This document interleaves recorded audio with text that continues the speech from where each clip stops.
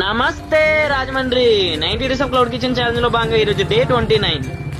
Levi's వాళ్ళ brand promotion చూసి చాలా ఇన్స్పైర్ అయ్యి నేను కూడా ఆన్లైన్ మార్కెటింగ్ కాకుండా ట్రెడిషనల్ మార్కెటింగ్ మీద కూడా ఫోకస్ చేయాలని చిన్న ఫుడ్ టేస్టింగ్ సెషన్ మన ఆదిత్య డిగ్రీ కాలేజ్ స్టూడెంట్స్ తో కండక్ట్ చేయడం జరిగింది. ప్లేస్ మీది, ఫుడ్ టేస్టింగ్ సెషన్ మాది.